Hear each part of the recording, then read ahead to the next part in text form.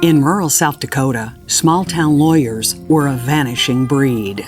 Most South Dakota attorneys live and work in the state's biggest cities, Sioux Falls, Rapid City, and Aberdeen, or the capital, Pierre. With two-thirds of South Dakota's attorneys concentrated in just 4 cities, it's becoming increasingly difficult for rural residents to find a lawyer. And as older attorneys start to retire, some rural counties are being left without any lawyers at all. National news outlets spotlighted the story, which was featured on the front page of the New York Times. The Chief Justice of the state Supreme Court had been one of the first to sound the alarm.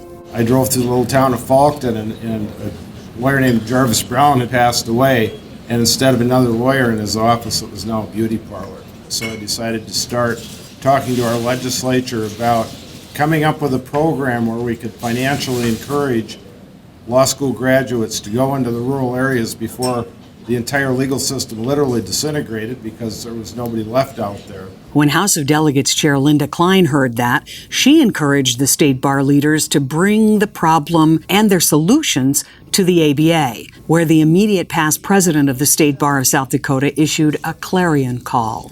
The Main Street lawyer in rural America is an endangered species. Nowhere was that more true than in tiny Martin, South Dakota, where Fred Kozad was the only lawyer that remained. Unfortunately, Fred is the only lawyer remaining in Martin.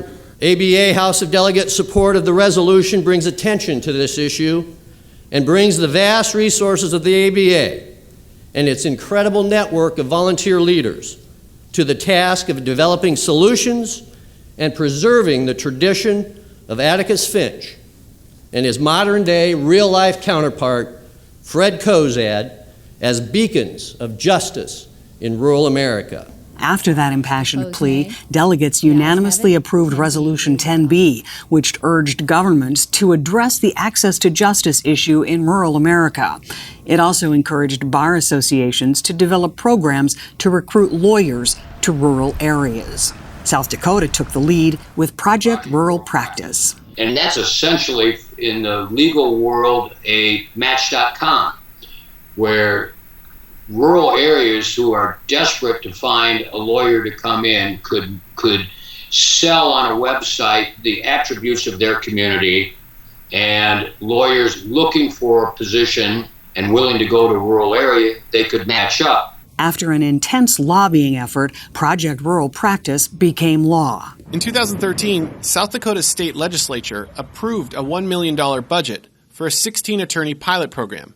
Half the money came from state coffers, the other half from participating counties and the State Bar Association. And I'm proud to report we've filled all 16 slots.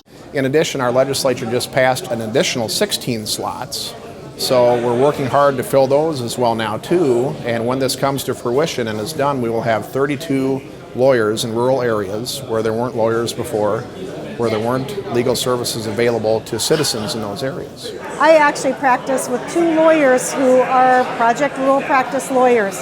They are in my circuit. They are active lawyers. They are good lawyers. They are contributing to their community. All I can say is that there are people in Martin, South Dakota, where we've got one of our first lawyers who used to drive something along the line of 125 to 140 miles one way to meet with a lawyer, and now they've got one right there, just down the street. When things like Project Rural Practice become a reality, and you know that it started at the House of Delegates, you feel like the power of the bar, the power of being a lawyer, the power of working together, all makes a difference for so many people. The ABA is all about access to justice for all, and that's what the House of Delegates did with Project Rural Practice. And I guess from an ego standpoint, it's nice to know that they recognized a good idea, and then they broadcast it using the type of media and the weight of the ABA behind it to get it out there for the whole world to see. And that's satisfying because it makes us feel through the ABA like we're part of the solution in 48, 49 other jurisdictions. And that makes us feel good. Keep up the good work. You identify problems and you take public positions, and that you make a difference.